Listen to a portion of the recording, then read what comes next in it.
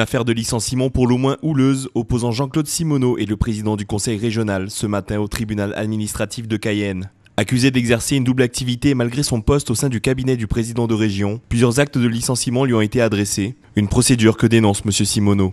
Ce sont des reproches vagues. Aucune précision. On ne dit pas telle activité. On dit que d'ailleurs on nous reproche, mais en même temps le président a retiré son arrêté en disant je vous ai licencié parce que vous avez des activités parallèles, vous les contestez, donc je vous réintègre et maintenant je vais mener une enquête pour prouver que vous avez des activités parallèles. C'est donc qu'il ne dispose d'aucun élément probant. On a retenu qu'il y avait 3 décisions de licenciement qui se succédaient. Aucune des décisions n'abrogeait ou ne retirait la décision précédente. Et or, comme le président du conseil régional a retiré sa seule décision du 14 janvier, donc nous demandons au juge de référé de considérer qu'il doit statuer sur les 2 autres décisions qui subsistent encore. Une dénonciation que la partie opposante juge ne pas être légitime au vu des circonstances. Jean-Claude Simoneau aurait dans un premier temps avoué les faits. Il est reproché à M. Simoneau, faut bien comprendre que suite à l'entretien que le président a eu avec M. Simoneau, parce qu'il y a un entretien préalable, celui-ci, c'est visé dans l'arrêté de licenciement, reconnaissait avoir une double activité, ce qu'il conteste dans ses écritures aujourd'hui. Alors, j'ai dit en l'occurrence qu'il y avait effectivement des éléments, et notamment, c'est pour ça qu'effectivement va être ouverte une enquête administrative. Alors, il a en fait fait un arrêté effectivement de retrait de la décision de licenciement. Alors, il s'explique dans l'arrêté. C'est compte tenu effectivement des écritures prises, comme assez curieux, puisqu'effectivement la personne, en l'occurrence, effectivement, reconnaissait au cours de l'entretien, alors qu'effectivement au tribunal, il dit non, je n'ai rien fait. Ce qu'on me reproche, c'est pas vrai, ça n'existe pas. Bon, écoutez, ce qu'on propose, c'est effectivement une enquête administrative, et puis les suites diront effectivement qui a raison, qui a tort. Bon, je vous confirme, effectivement, il y avait des documents prouvant effectivement une double activité. Une enquête administrative est lancée afin de déterminer les faits et rétablir la vérité. En attendant, le juge du tribunal administratif rendra son verdict demain sur l'affaire.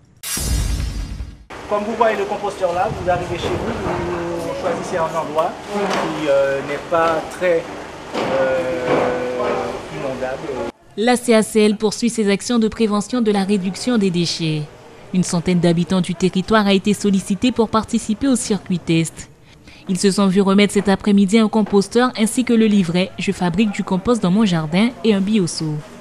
On s'est engagé dans un programme de prévention avec l'ADEME et l'objectif du programme c'est de réduire la production de déchets sur le territoire de la CACL.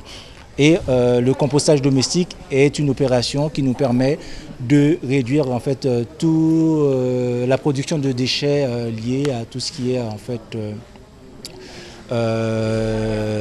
déchets de cuisine, de jardin, etc. En fait, tout ce qui est biodéchets, ce qu'on appelle les déchets organiques. Ces personnes entameront une phase expérimentale de la promotion du compostage domestique. Je ne fais pas de tri. J'ai une poubelle, je mets tout dedans. Aujourd'hui, qu'est-ce que ça va changer? Beaucoup de choses parce que, je vais mettre ma poubelle beaucoup moins souvent que jusqu'à maintenant. Et puis au moins j'ai des plantes, j'ai des arbres et tout. Ça va me permettre justement d'enrichir mes plantes, mes arbres et tout ça en utilisant le compost. Je faisais le tri déjà depuis la métropole. Et à notre retour en Guyane, nous étions un peu embêtés de voir que nous ne pouvions pas continuer ces pratiques. Donc maintenant que c'est reparti, c'est une bonne chose. Ce projet a été initié en août dernier lors de 3 formations et visites auxquelles avaient participé les premiers bénéficiaires des composteurs. On essaie justement d'inciter tous les administrés du territoire de la CL à composter, donc à ne plus jeter dans la poubelle ce qui peut être composté. Après la phase expérimentale de 6 mois, les habitants de la CACL bénéficieront d'une aide financière à hauteur de 50% pour l'achat d'un composteur. Aujourd'hui à la préfecture, 55 ressortissants étrangers ont reçu la nationalité française. Issus de 16 pays différents, ils proviennent du Brésil, du Guyana ou encore du Maroc. Mais ce sont les Haïtiens qui restent les plus nombreux avec 44% de ressortissants naturalisés. La majorité des nouveaux citoyens français sont installés depuis plusieurs années en Guyane, mais avec cette naturalisation, c'est comme une nouvelle vie qui s'offre à eux. Maintenant, je suis devenue française. Et bon, je suis fière de devenir française, d'avoir ma nationalité, pouvoir avoir le droit du vote. Je suis heureuse de devenir citoyenne française, mais pour plus de droits, plus de liberté. Bon, ça a été un véritable plaisir pour moi. Ça fait 14 ans que je vis en Guyane, donc j'ai une famille, j'ai des enfants et puis je suis bien intégré, donc ça... C'est ce qu'il fallait faire. Ça fait 12 ans que je vis ici déjà et je vivais normalement. Bon, ça fait 7 ans que je suis mariée et je décide maintenant pour demander la naturalisation. C'est un soulagement pour moi parce que maintenant je suis capable de demander tous mes papiers ici et je ne suis pas obligée pour courir jusqu'au Guyane. Cette cérémonie est importante pour les personnes originaires d'autres pays. En Guyane, la réponse pour une naturalisation est assez rapide. Pour la plupart des ressortissants, un an après leur demande, ils ont reçu la nationalité française. Il y a eu de gros efforts de fait dans le traitement des dossiers, effectivement, ici en Guyane à la préfecture, mais également au ministère de l'Intérieur où ces dossiers sont traités ensuite. C'est quelque chose qui est important et c'est un moment très fort que vivent aujourd'hui ceux qui viennent d'entrer dans la nationalité française. En Guyane, les cérémonies de naturalisation ont lieu environ une fois par trimestre. 6 communes sont concernées, même si près de la moitié des naturalisés se rendent à Cayenne. Un diagnostic participatif de santé est actuellement mené à Kamopi. Dirigé par l'association ADER, les habitants du Haut-Oyapock pourront exprimer ce qu'ils entendent être la source du bien-être ou du mal-être. Pendant 3 mois, une équipe est dépêchée pour consulter la population et mettre en place des ateliers, notamment pour parler du suicide des jeunes enfants amérindiens. Alors, ce diagnostic participatif de santé a pour but de faire un peu le point de la santé à Kamopi. Mais ce qu'on entend par santé, ce n'est pas uniquement la santé physique ou la santé mentale. C'est vraiment avoir une approche globale de la santé et de ce qui fait que les habitants ici se sentent bien ou se sentent mal. Parce qu'on se dit que c'est en attaquant ces déterminants-là de santé qu'on comprendra mieux la situation du suicide, par exemple, qui est un thème qui intéresse la plupart des gens. Ce diagnostic est de donner une compréhension détaillée et hostilique du contexte de la santé de cette population directement ou indirectement affectée par le suicide de jeunes enfants. Je vais coordonner ce projet ici et je vais faire participer le plus d'habitants possible pour les entendre et pour faire qu'ils s'expriment sur ce sujet. Je vais utiliser pour ça la photographie participative. Donc je vais faire des petits ateliers avec les femmes, les hommes, les jeunes, les moins jeunes, parce que chacun a un avis différent sur la santé et ce qui rend heureux ou pas. Et ils vont pouvoir exprimer leurs différentes visions de la santé, du bien-être, ce qui marche, ce qui ne marche pas. On ne va pas se concentrer uniquement sur ce qui ne va pas et sur les problèmes. Le plus important, c'est aussi de regarder très attentivement ce que les habitants font déjà de bien pour promouvoir leur santé et leur bien-être. Et c'est ça qu'il faut renforcer. Et c'est ça souvent que les institutions ne prennent pas en compte. Et ensuite développer avec les habitants des propositions concrètes pour s'attaquer aux problèmes.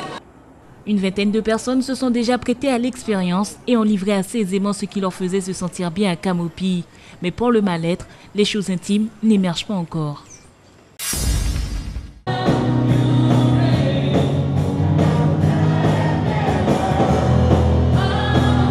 Durant 5 jours, les églises protestantes évangéliques de la ville de Saint-Laurent-du-Maroni se sont rassemblées autour d'un événement, le 100% Jésus.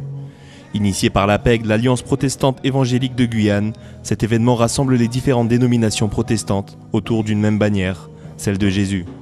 L'événement 100% Jésus, c'est un événement qu'on a commencé depuis l'année 2009. Donc le but, c'est vraiment de sensibiliser les jeunes à une foi en Dieu. Il y a plusieurs activités. On a des activités artistiques où des jeunes expriment leurs talents dans le chant, dans la pratique d'un instrument, mais aussi il y a des activités sportives aussi. C'est aussi un moment d'éveil spirituel aussi pour ces jeunes qui sont en quête de repères et qui ont besoin de s'identifier à quelque chose. Passant au-delà des clichés de l'église traditionnelle où l'on se limite à la prière et la lecture de la Bible, cette manifestation a proposé des ateliers d'initiation à certains savoir-faire et corps de métier, en plus de plusieurs actions tournées vers la jeunesse de la ville. Il faut apprendre à faire quelque chose. Par exemple, jouer la guitare, faire la danse aussi, parce que ça nous donne le plaisir. Et ça aussi, dans l'église, je dirais que nous sommes utiles pour Dieu. Et là, aujourd'hui, on voit que l'église, c'est pour les jeunes aussi. Parce qu'on peut faire quelque chose, on peut montrer une danse, on peut montrer que je sais jouer de la guitare, je peux jouer une chanson pour Dieu, je peux louer le Seigneur. Et ça, c'est très important. Pour moi, le 100% Jésus, c'est une occasion que Dieu nous permette d'apprendre. Tu sais, de passer un message qu'on peut faire quelque chose pour Dieu. Avec plus de 600 jeunes présents du 13 au 18 février, le 100% Jésus se veut être un des plus grands rassemblements évangéliques de Guyane.